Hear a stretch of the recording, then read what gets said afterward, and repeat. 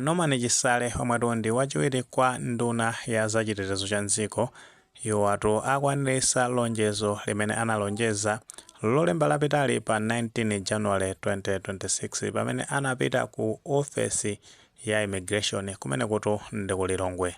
Enato kumazakhala ndi funso kuti iwo analonjeza chani ku immigration ko makosana poyankhatu funso limene tatentonereko ka footage kamene kakuonesa amene Norman Chisale ali ku immigration ko ndicho linga choti muitsate bwinobwino nkhani mene ikuyendera. Kenakono tipiteni nkhani.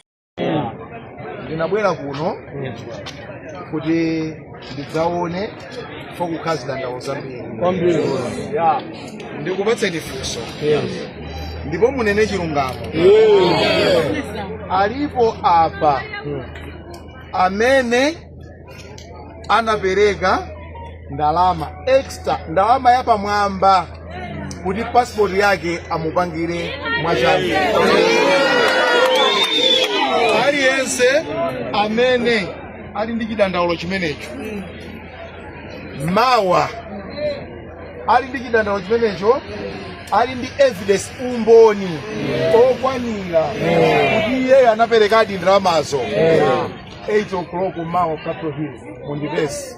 Aliyense abwera ndi chidandaulo chakecho ndi umboni wakowo, ndipo ukabwera ine ndikuthandiza, ndipo ukandichulira munthu amene unampasa ndalamayo pompo 5 minutes passport uchikati uli nayo kupita kuno.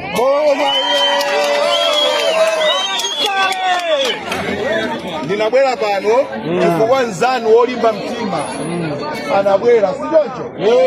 Anabwera nzanu wolimba mtima kuzadandaula kuti anapereka ndalama kwa ofesala mkatimo.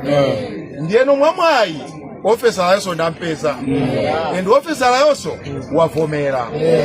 Ndiye corruption yopasana ndalama mkatimo imeneyo ngati nkachitika 1960 pano yatha. Makope abwera alipo, mapassport akupangirani.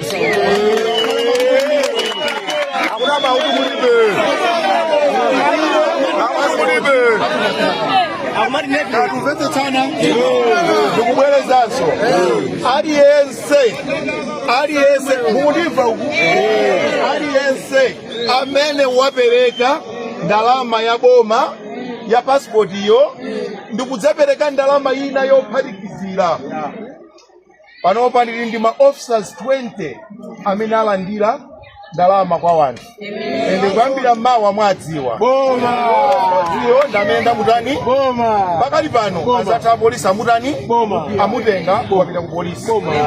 Wavomera suti wakana iyo ndikhalidwe lolakwika tikizanete. Chabwino taona komanso tamva zimene ayankhula Norman Chisale. Chimenetu chinachitika ndichonena kuti lolemba lapitali Norman Chisale anapita kumeneko ku immigration. Kupita kumeneko kunabwera posatira kuti iwo akutana ndi adandaulo kuchokerano kwa nzika ina imene inazapanga apply passport ndi kulipira ndalama ya passport ya boma. Kuchoka pamenepo anapeza zoti anafosidwa ndalama ya pamwamba kapena kuti extortion fee kuchokeratu kwa ofesa ameneyo ndi cholinga choti passport ya munthuyo ipangidwe mwansangansanga. Ndezi kuonera kuti munthu ameneyo anayendera ndi kutopa passport yo osatuluka monga amene analonjezeredwa. Zinapangisa zoti munthu amene angokwiya kungopita no direct ku ofesi ya Norman Chisale kukaperekatu chidandaulo pa nkhani imeneyi. Ndi ambiri tikutsata bwino kuti kumakhala kuchuluka madandaulo kuchokatu kumeneyo ku immigration okuzana ndi mchitidwe umene ma officers amakhala kulandira ndalama zapamwamba kuti awapangisire anthu mapassport mwansangansanga.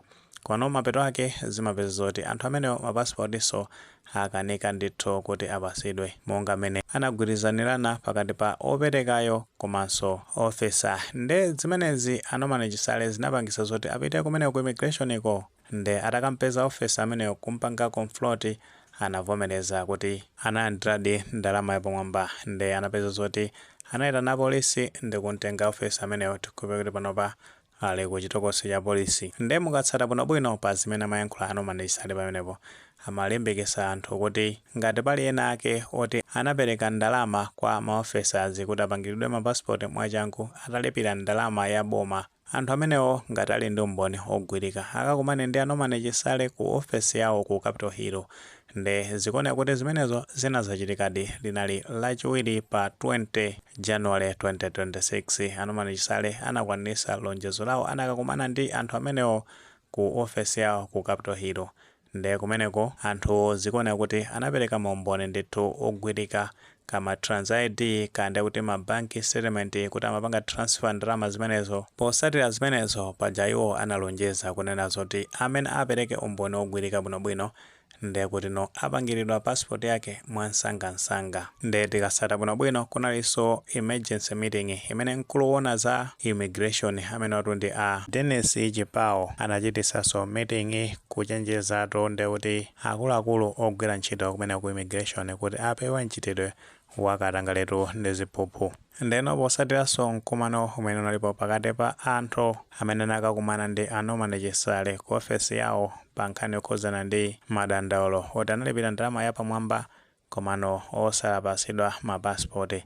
Zinaoneka kuti Norman Chisale lero no pa 22 January 2026 akwanisano lonjezo lawo aperekano mapasipoti amenewa kwa anthu amene anapita ndi madandaulo amenewa makatu ndi umboni umenewo. Ndipo anthu amenewo ndokondwera kwambiri kuti apasidwa mapasipoti awo potengeranso ndi mmene akufotokozera. Ndipo potengera ndi mmene amafotokozera amene azonera kuti anthu amenewo amafunsidwa kuti alipire ndalama yosachepera 200,000 pena mwina 300,000 ena ndithu imakafika 700,000. Nde Norman Chisalewa apitiriza kufotokozera kunena zona kuti pasapezeke munthu olipira ndalama kapena ofunsidwa ndalama yapamwamba akalipira ndalama ya pasipoti ya boma. Malo mwake ngati kungakhale madandaulo ngati amenewo iwo ayika munthu ofesa wina wake kumeneko ku immigration ameneno azilandira madandaulo ngati wina wake wafunsidwa kuti alipire ndalama yapamwamba. Komanso ngati kungakhale madirezi ena ndi ena okhuzanatu ndi pasipoti nde kuti ameneyo ndi ameneno aziyankha zimenezo. Paja analonjeza kuti ngati kungakhale mavuto okhuzana ndi nthambi imene ya immigration kumeneko ali ndi owayankhulira ngati ameneyo zimuduse msinkhu nde kuti azilumikizana ndi unduna umenewo wa Homeland Security nawonso azifotokoza ngati zingadusenso msinkhu amenewa palitu amene amayankhulira boma amene watu ndi Minister of Information azifotokozera mtundu wa Malawi pa zimene zikuchitika kumeneko ku immigration komanso amene boma angakonzere mavuto amenewa. Nde Achisalewa apitiriza makatu kuchenjeza nthambi zonse za boma kuti mtsogoleri wa dziko patinakale panopa Professor Arthur Peter Mutharika nde kuti sakuvomereza mchitidwe uliwonse wa chinyengo kuchokatu ku nthambi za boma. Afuna kuti nthambi zimenezi zipereke service yabwino ku mtundu wa Malawi. Nde makosana nkhani ndimeneyo ngati timapanga mapasipoti pano kumeneko zikuyenda bwinobwino zachinyengozo nde kuti no achenjezera makosana kumeneko tikhupira kuti maprocess ake aziyenda ndithu mwachangu. Apapa andona this is the way to go. Zinthu sizimayenda bwino kunena zona nthawi zambiri nthambi za boma makamakati kapita kulodi traffic uko kuliso mavuto ngati amenewa ku immigration kunde paja anthu amachita kugona kumeneko. Nde mmene mwachita chonchimo tikhupira kuti zinthu zikhala zikuyenda bwino ena ake ndithu atengapo phunziro makamaka pamene awatengera zimene ankachita kalekale pamene MCP imalamulira chifukwa mavuto ambiri okhuzana ndi kumene ku immigration anabwera kwambiri mulamuliro umene uja wa chipani cha Malawi Congress Party.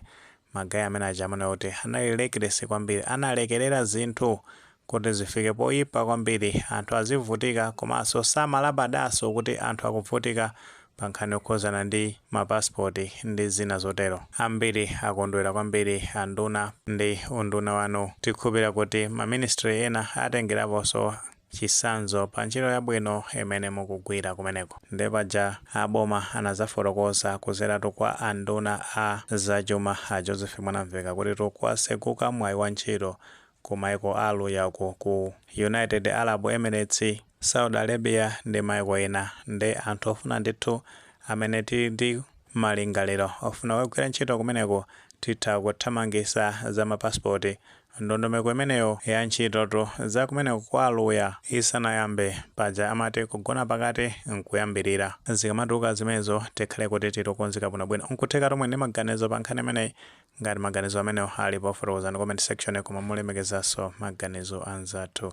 Sekole panga like video imene komanso panga subscribe channel imene cha Fox Amala News 8 nchikuti nkhani zambiri zikamachitika ndi kuti zitha kutipeza mosavuta.